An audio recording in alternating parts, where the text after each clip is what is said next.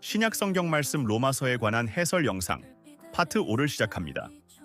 파트 5는 로마서 12장부터 15장까지이며 제목은 신앙인의 삶과 공동체의 윤리입니다.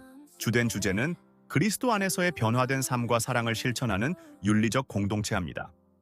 로마서 12장을 중심으로 믿음으로 의롭다함을 받은 그리스도인의 삶의 변화를 함께 살펴보도록 하겠습니다.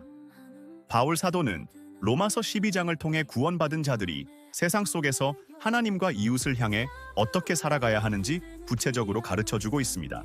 첫 번째로 하나님께 드리는 영적 예배에 대해 말씀드리겠습니다. 바울은 우리의 몸을 거룩한 산 제물로 하나님께 드리라고 권면합니다. 이는 단순한 의식적 예배를 넘어 우리의 삶 전체가 하나님께 드리는 예배가 되어야 함을 강조한 것입니다.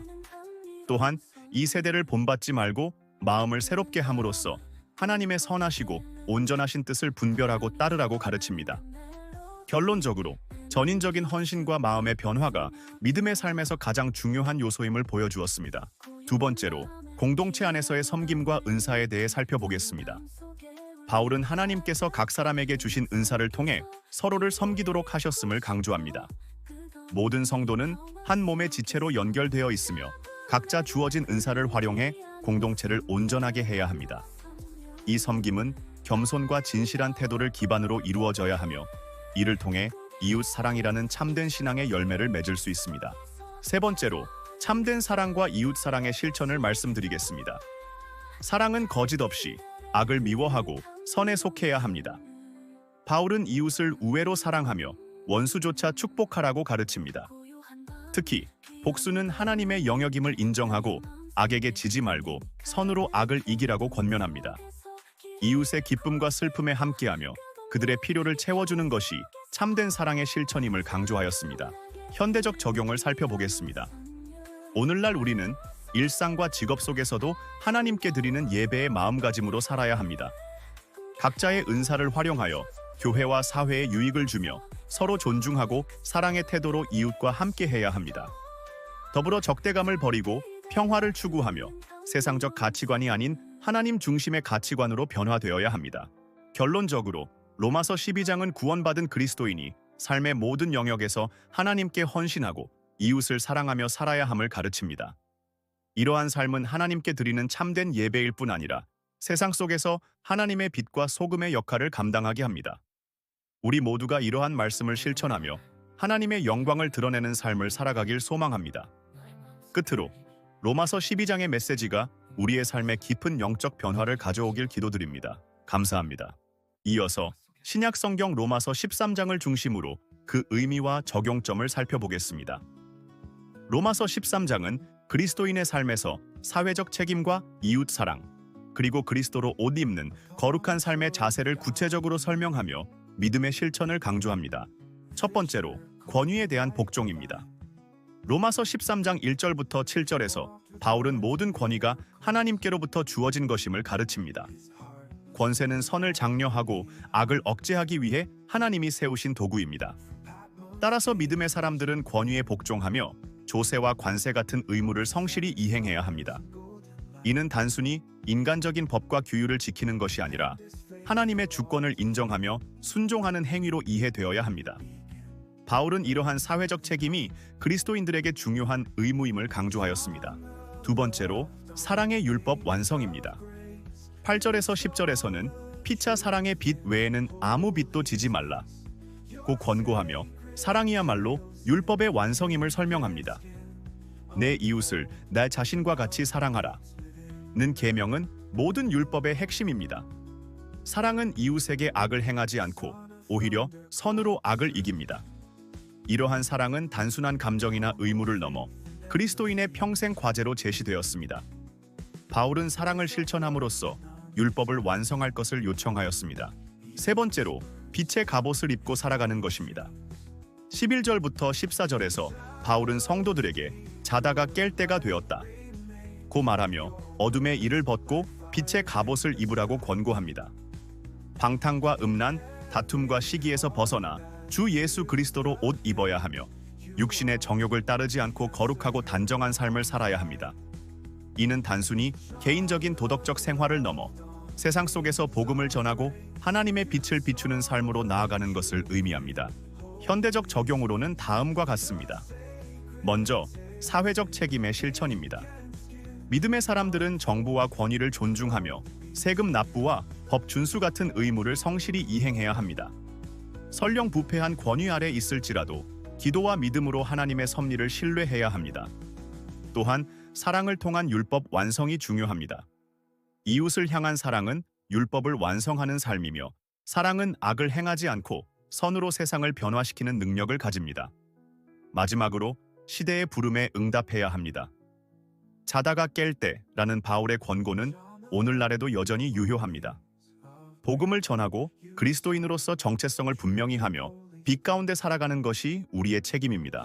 결론적으로 로마서 13장은 그리스도인의 사회적 책임과 이웃 사랑, 그리고 영적 준비를 강조합니다.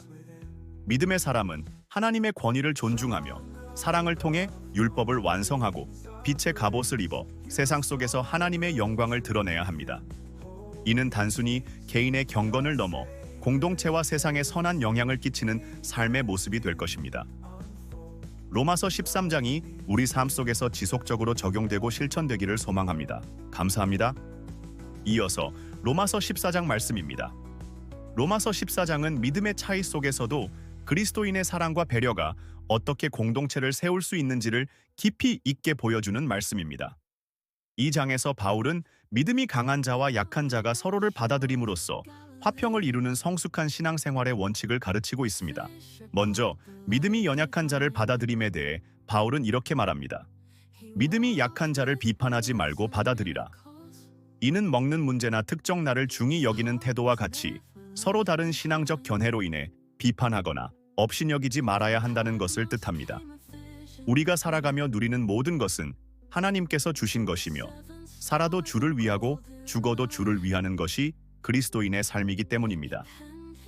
바울은 모든 사람들이 하나님의 심판대 앞에 서게 될 것이라고 강조하며 형제를 비판할 권리는 오직 하나님께 속해 있음을 상기시킵니다.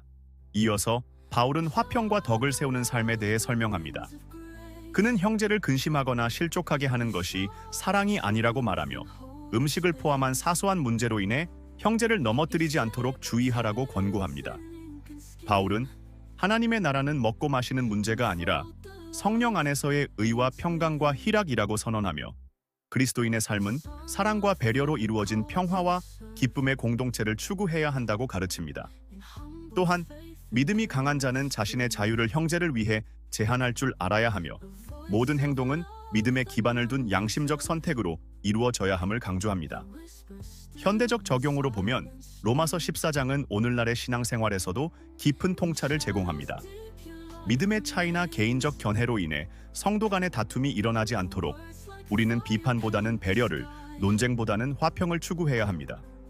사랑은 자신의 자유를 형제를 위해 제한하는 태도를 요구하며 이는 성숙한 신앙인의 책임을 보여줍니다. 또한 하나님의 나라는 외적인 행동이 아닌 내적 성품, 평강, 그리고 기쁨의 기반을 두고 있음을 기억하며 삶 속에서 이를 실천해야 합니다. 결론적으로 로마서 14장은 그리스도인의 삶이 사랑과 덕으로 서로를 세워가야 한다는 메시지를 전합니다. 모든 성도는 하나님 앞에 서는 날을 기억하며 형제를 사랑하고 덕을 세우는 삶을 살아야 합니다. 이는 단순히 개인의 신앙적 경건을 넘어 공동체 안에서 하나님께 영광을 돌리고 세상 속에서 그분의 빛을 드러내는 길임을 가르쳐 주었습니다. 이상 로마서 14장에 관한 영상 설명을 마칩니다. 이어서 신약 성경 로마서 15장을 함께 살펴보겠습니다. 로마서 15장은 그리스도인의 공동체와 사역의 본질을 다루며 바울의 깊은 권면과 가르침을 담고 있습니다. 이 장은 믿음이 강한 자가 약한 자를 배려하고 유대인과 이방인이 화합하여 하나님의 영광을 드러내야 함을 강조합니다. 첫째, 믿음이 강한 자의 책임에 대해 바울은 강한 자들이 약한 자의 약점을 담당하며 자신을 기쁘게 하기보다 이웃의 덕을 세워야 한다고 말합니다. 그리스도께서도 자신을 위해 살지 않으시고 희생의 삶을 사셨듯이 성도들은 한 마음으로 하나님께 영광을 돌리는 공동체를 이루어야 합니다. 이는 상호 배려와 사랑의 삶으로 이어졌습니다. 둘째, 유대인과 이방인의 화합은 그리스도 안에서 하나 된 공동체의 본질을 보여줍니다.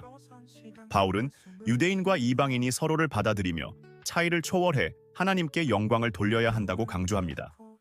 하나님은 모든 믿는 자들에게 기쁨과 평강, 그리고 성령 안에서 넘치는 소망을 주십니다. 이는 포용과 화합의 메시지를 통해 하나님 나라의 소망을 누리게 합니다. 셋째, 바울의 사역과 소명은 그의 열정과 헌신을 드러냅니다. 바울은 이방인을 위한 사도로 부름받았고 복음이 전해지지 않은 곳에서 그리스도의 메시지를 전하는 사명을 감당했습니다. 그의 사역은 성령의 능력과 표적을 통해 이루어졌으며 복음의 확장을 위해 부르심에 충실한 삶을 살았습니다.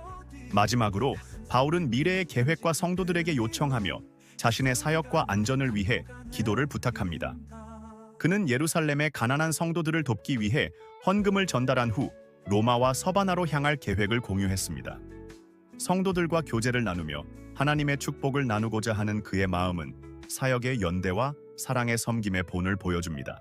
로마서 15장은 현대 성도들에게도 중요한 교훈을 줍니다. 믿음이 강한 자는 약한 자를 이해하고 도우며 서로 다른 배경을 가진 이들이 화합하여 하나 된 공동체를 이루어야 합니다. 또한 복음을 접하지 못한 이들에게 사랑과 진리를 전하고 서로를 위해 기도하며 하나님의 사역에 협력해야 합니다. 결국 로마서 15장은 그리스도 안에서 화합과 섬김의 삶을 살아가라는 권고로 우리를 초대합니다. 이는 모든 성도가 하나님의 뜻을 이루고 세상 속에서 빛과 소금으로 살아가는 길임을 보여주었습니다. 파트 5를 마치고 파트 6에서 로마서 말씀의 해설을 이어갑니다.